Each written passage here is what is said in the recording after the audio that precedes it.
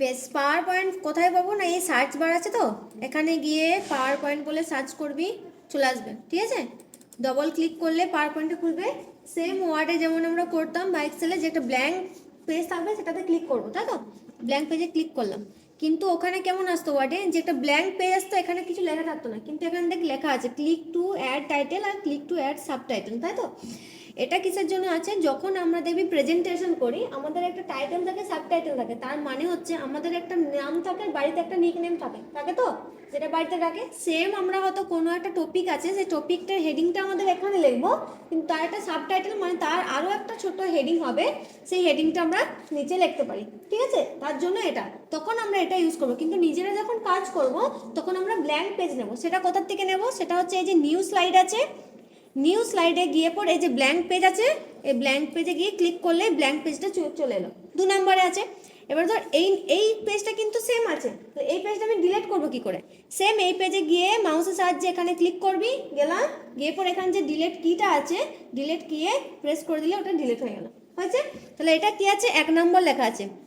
আর পাওয়ার পয়েন্টে এই এক একটা পেজকে কি বলা হয়, স্লাইড বলা হয়। ঠিক আছে, 1 নম্বর স্লাইড, 2 নম্বর স্লাইড, 3 নম্বর স্লাইড। ঠিক আছে, তো নেক্সট স্লাইড নিতে যাবো, সেম নিউ স্লাইডে যেয়ে পর আবার ব্ল্যাঙ্ক করলেই চলে আসবে। ঠিক আছে, আর একটা জিনিস আছে, সেটা হচ্ছে ডুপ্লিকেট, তাই তো? এই দেখ, এখানে কি লেখা আছে, নিউ স্লাইড, এখানেও সেম রাইট ক্লিক করলে কি পাবি না, নিউ স্লাইড পাবি, ডুপ্লিকেট স্লাইড পাবি। মানে ধর এই পেজে আমি একটা কিছু কাজ করেছি, সেম ডিজাইনটা আমি নেক্সট পেজেও রাখতে চাইছি, তখন আমরা রাইট ক্লিক করার পরে, এখানে গিয়ে রাইট ক্লিক করার পরে ডুপ্লিকেট স্লাইড পাবো, বা এই নিউ স্লাইডে গিয়ে পর আমি এখানে ডুপ্লিকেট সিলেক্টেড স্লাইড আছে, এখানে গেলেও আমি ডুপ্লিকেট স্লাইড আমি করতে পারি। ঠিক আছে, আশা করি হোম গ্রুপের যে কাজগুলো আছে সবাই পারিস, তাই তো? ইনসার্টেও তাই, সবাই পারবি এগুলো। এখানে কিছু ডিজাইন আছে, এই ডিজাইনটা মানে হচ্ছে ধর আমি এখানে ডিজাইন যেগুলো আছে সেগুলো কি করব, আমি এখানে যখন এটা যখন ক্লিক করব তখন আমার এই স্লাইডে দেখ ডিজাইনটা চলে এসছে, আমি তারপরে কি এখানে কাজ করতে পারি, তাই তো? এখানে দেখ স্লাইড সাইজ আছে, আমি এখানে স্লাইডের সাইজ আমি চেঞ্জ করতে পারি, কাস্টম সাইজে যাব, এখানে তুই তোর মতন করে সাইজটাকে করতে পারবি। ঠিক আছে, আর এটা হচ্ছে ফরম্যাট ব্যাকগ্রাউন্ড। ফরম্যাট ব্যাকগ্রাউন্ডে কি, ধর এখানে আমি কোনো ব্যাকগ্রাউন্ড নিলাম না,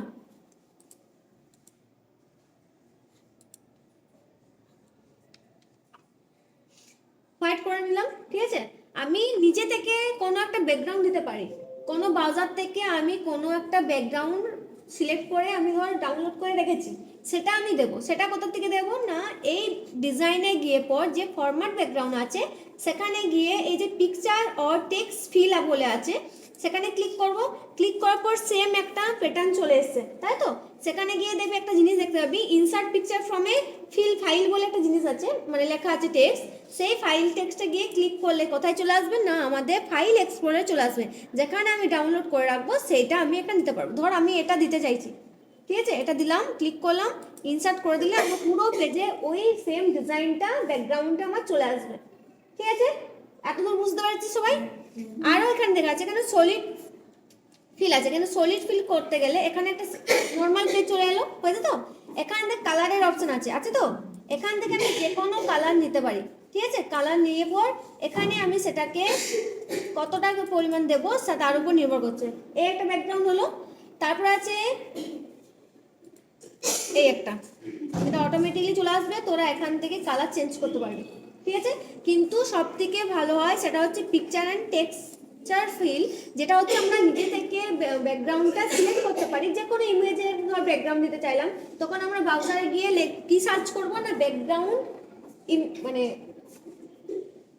ব্যাকগ্রাউন্ড ইমেজ। ঠিক আছে, ব্যাকগ্রাউন্ড ইমেজ করলে আমার চলে আসবে। ঠিক আছে, বা পাওয়ার পয়েন্টের ব্যাকগ্রাউন্ড দেওয়ার জন্য যেটা ফরম্যাট ব্যাকগ্রাউন্ড বলে সার্চ করবি, ফরম্যাট ব্যাকগ্রাউন্ড বলে কি হলো, ওটা তখন পেয়ে যাবি, অনেকগুলো অপশন আসবে ইমেজে গিয়ে, সেখান থেকে তোদের যে কোনো একটা পছন্দ মতো কি করবি, ওটাকে ডাউনলোড করে নিবি। ডাউনলোড করে কোথায় রাখবি, ডেস্কটপ বা ডাউনলোডে থাকবে। তারপরে পিকচার অ্যান্ড টেক্সচার ফিলে গিয়ে পর ফাইল করলেই আমরা কোথায় চলে যাবো, ফাইল এক্সপ্লোরে। ফাইল এক্সপ্লোর থেকে আমরা যেখানে ডাউনলোড করেছিলাম সেখানে ক্লিক করে সেটাই ইনসার্ট করলেই আমাদের ছবিটা এখানে চলে আসবে। এতদূর ঠিক আছে?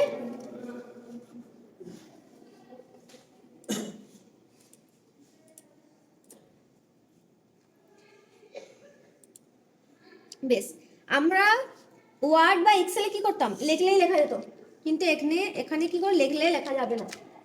তার জন্য কি করতে হবে, প্রত্যেকবার যা লিখবো তোবার আমাকে কি নিতে হবে, এই টেক্সট বক্স নিয়ে পর আমি এখানে একটা বক্স করে নেবো। এবারে তুই যেটা লিখবি সেটা ওই বক্সের মধ্যেই কিন্তু আসবে।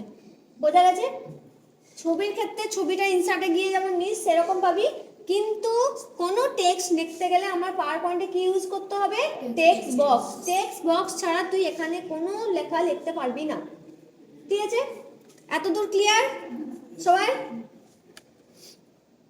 সেম এখানেও ফরম্যাট অপশন আসবে, ফরম্যাটে যাবি, ফরম্যাটে গিয়ে সেম শেপ নিলে পর shape feel, shape outline, same effect, text feel, text outline, text repair, সব কিছু সেম টু সেম ওয়ার্ড এক্সেলে যেমন কাজ করতিস সেরকম। ঠিক আছে, কিন্তু এখানে সব থেকে ইম্পর্টেন্ট হচ্ছে সেটা হচ্ছে এই পেজগুলোকে কি বলে ডাকবো আমরা, স্লাইড। আর একটা কোনো কিছু টেক্সট লিখতে গেলে আমরা কি ইউজ করব, টেক্সট বক্স। আর যখন আমরা পেজের ব্যাকগ্রাউন্ড কালার চেঞ্জ করতে যাবো তখন আমাকে ডিজাইনে গিয়ে পর ব্যাকগ্রাউন্ডে যেয়ে পর আমার ওই টেক্সচার ফিলে যেয়ে পর আমাকে করতে হবে, পিকচার অ্যান্ড টেক্সচার ফিল যেটা অপশন আছে সেখান থেকে করব। কারণ ওখান থেকে করলে একটা কি সুবিধা না, আমরা নিজেদের মতন ব্যাকগ্রাউন্ডটা চুজ করতে পারি, তাই তো?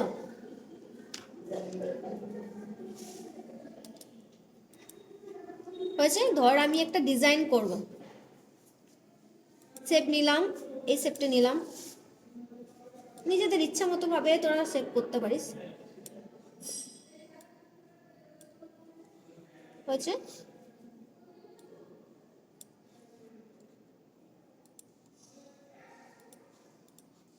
হলো।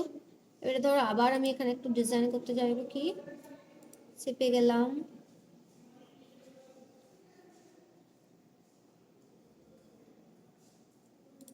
নিলাম,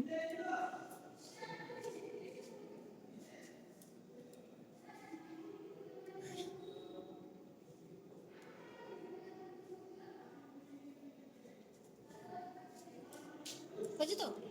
এটা আছে, এটা কি উপরে দিয়েছি বলে দেখতে খারাপ লাগছে তো, এটা কি করতে হবে, নিচে দিকে নিতে হবে। ঠিক আছে, মানে এই জিনিসটা উপরে থাকবে, এই জিনিসটা নিচে থাকবে, তাই তো? রাইট ক্লিক, এই দেখ সেন্ড টু ব্যাক আছে তো, সেন্ড টু ব্যাক করলেই চলে যাবে। ঠিক আছে, এটাতেও তুই সেম কালার করতে পারবি। চেঞ্জ করলাম। এবার ধর এই জিনিসটা আমার দেখতে খারাপ লাগছে, কাটবো কি করে, সেম শেপে যাব, যে কোনো একটা শেপ নিলাম, ধর এটা বরাবর আমি কেটে দেবো, তাই তো? প্রথমে আমাকে কি সিলেক্ট করতে হবে, নিচের যেটা আছে সেটা, তাই তো? নিচেরটা সিলেক্ট করলাম, কন্ট্রোল টিপে উপরেরটাও সিলেক্ট করলাম, হয়েছে তো? সিলেক্ট করার পরে এই যে মার্জ শেপ বলে যে অপশনটা আছে ইনসার্ট সেটা শেপে, সেখানে গিয়ে পর এটা করে দিলে চলে আসবে। দেখ এখানে দেখ একটা কি দেখাচ্ছে, কেন দেখাচ্ছে, এই সাদাটাও দেখ কেটে গেছে, কেন দেখাচ্ছে, কারণ আমি ওই লেখাটাও এটাও সিলেক্ট করে নিয়েছিলাম, কিন্তু ওটা সিলেক্ট করলে হবে না, সবসময় কি করতে হবে, এটা সিলেক্ট দেন উপরেরটা সিলেক্ট, তাই তো? তারপরে মার্জ শেপে গিয়ে আবার আছে, এই সেমটা এইদিকে চলে আসছে, এটা কেন আসছে, কারণ এটা আমার বসাতে কোথাও একটা ভুল হয়েছে, তার জন্য এখানে করে পর এটাকে নিয়ে চলে আসবে, একটা ডিজাইন হয়ে গেল। ঠিক আছে, এইরকম করে তোরা প্রথম কত ডিজাইনটা কর, ঠিক আছে, হাত বসতে কর। আর একটা ডিজাইন করতে পারিস, সেটা হচ্ছে ডিজাইনে গিয়ে যে কোনো ডিজাইন তোরা চুজ করতে পারিস, বা নিজেরাও কালার চেঞ্জ করতে পারিস, এখানে গিয়ে তোরা নিজেদের মতন কালার চেঞ্জ করতে পারবি। ঠিক আছে, এত দূর হলো। তারপর আছে কি, ট্রানজেকশন, তাই তো? ধর আমি এখানে কিছু লিখছি,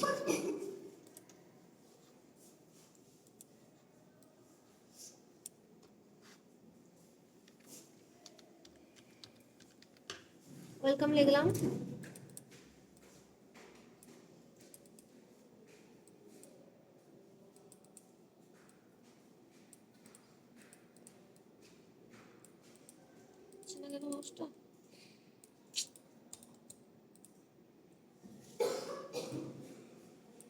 সিলেক্ট করলাম,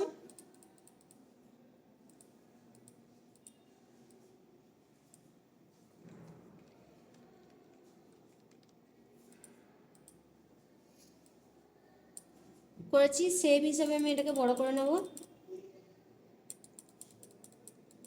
করলাম তো। তো এটাকে আমি রোটেট করে নেব, আমি এইভাবে রাখতে চাইছি, বুঝছে? লেখাটাকে আমি চেঞ্জ করে নেব,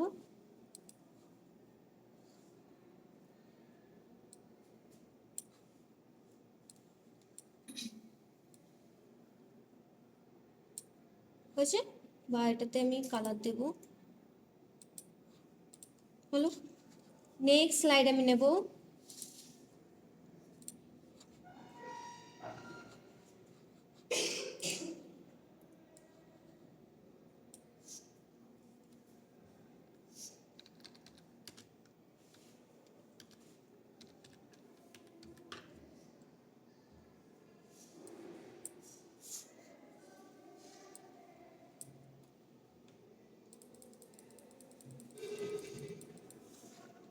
করলাম। এখানেও আমি সেম ডিজাইন দিতে পারি যে কোনো,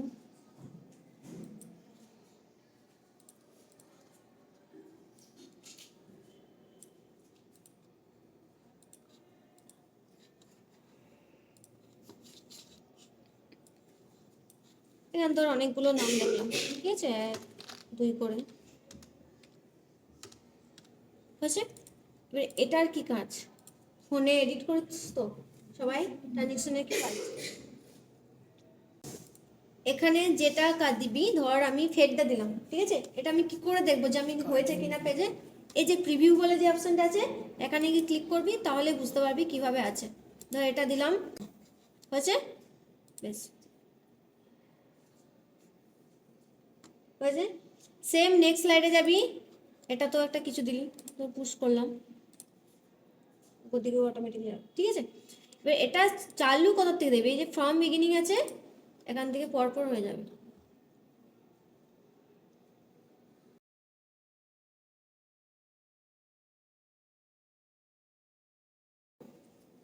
টপ 5, ঠিক আছে। আবার করলে এটা বন্ধ, আবার প্রথম থেকে শুরু হয়ে যাবে, ঠিক আছে। এই যে এখানে এটা হচ্ছে তুই এই যে ট্রানজেকশনগুলো দিচ্ছিস, এটা সাউন্ড দেওয়া যাবে, ঠিক আছে, মানে একটা আওয়াজ হবে, তুই যেরকম সাউন্ড দিতে চাস এখানে, ঠিক আছে। এটা যেমন একদিন, কিন্তু এখন তো শোনা যাবে না, স্পিকার নেই। আর ডিউরেশনটা হচ্ছে এই দেখ, এখানে তুই যত ইচ্ছা ডিউরেশনটা দিতে পারিস, কত তাড়াতাড়ি হবে বা কত স্পিডে তুই করতে চাইছিস বা কত ফ্যান থাকবে, সেই ডিউরেশনটা এখানে দেওয়া যাবে, ঠিক আছে। আর অ্যাপ্লাই টু অল মানে হচ্ছে এই একটা যেটাই করেছি সেটা যদি সবগুলোতে আমি অ্যাপ্লাই করতে চাই, তখন আমার এই অ্যাপ্লাই টু অল করে দিলেই হয়ে যাবে, ঠিক আছে।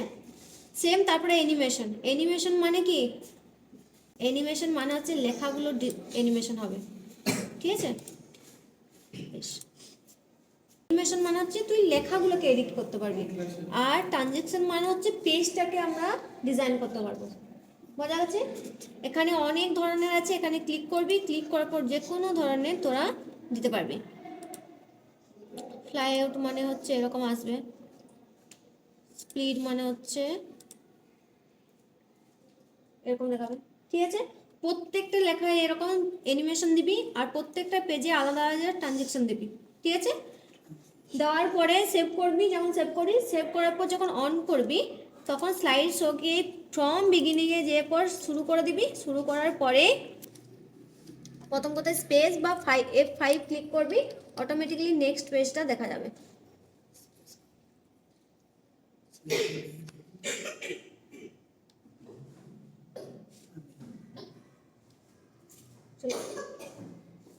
বুঝতে পারছিস? বেশ, এত দূর কর, তারপরে বাকিগুলো আমি দেখাবো, ঠিক আছে। এখানে আর ফ্রম কাস্টমার স্লাইড আছে, রিভিউতে গিয়ে রিভিউ করতে পারবি, সেম, আর বাকি আর কিছু নেই, একই সব। ফরম্যাটের কাজেও জানিস তোরা, তা চেঞ্জ কি হলো, ট্রানজেকশন, অ্যানিমেশন আর ডিজাইনে গিয়ে আমরা কিভাবে পেজ ফরম্যাট ব্যাকগ্রাউন্ড করব। প্রথমে সবার কাজ হচ্ছে পাওয়ার পয়েন্টটা খোলার পরে স্লাইড ব্ল্যাক যে স্লাইডে থাকবে সেটা নিতে হবে, তারপরে ব্রাউজারে গিয়ে নিজেদের পছন্দ মতন একটা ব্যাকগ্রাউন্ড নিবি, যেটা সব লেখার সাথে আমাদের ভালো দেখাবে, ঠিক আছে। সবাই একটা করে টপিক চুজ কর, যে কোনো জায়গা, ঠিক আছে। যে কোনো প্লেসের একটা টপিক চুজ কর, সেই প্লেসের 5টা ফেভারিট প্লেস, মানে সেই জায়গায় আবার তো 5টা কিছু জিনিস থাকবে যার জন্য মানুষ ঘুরতে যায় সেই জায়গায়। তাহলে ধর এখানে কেউ দার্জিলিং নিল, পরে ওয়েলকাম টু দার্জিলিং লেখা থাকবে ফার্স্ট পেজটা। নেক্সট পেজে টপ 5 প্লেসেস, মানে দার্জিলিংয়ের 5টা টপ 5 প্লেসেস থাকবে, সেই 5টার নাম এখানে থাকবে। ওগুলো কোথায় পাবি না, ব্রাউজারে গিয়ে সার্চ করতে হবে, সেখান থেকে কপি করে এখানে পেস্ট করতে হবে, দিয়ে সব লেখা হয়ে গেলে ট্রানজাকশন আর এনিমেশন নিজেদের পছন্দ মতন বসিয়ে আমাকে ফাইনালটা সবাই দেখাবি। ঠিক আছে, বোঝা গেল? সবাই নিজেদের পছন্দ মতন করে একটা জায়গা নিয়ে নেয়, সেটা 5 প্লেস, টপ 5 প্লেসেস নে, দিয়ে সেটাকে আবার তার ডেসক্রিপশন, তার ছবি সব কিছু দিতে হবে। বোঝা গেছে সবার? বেশ, চ কাজ কর।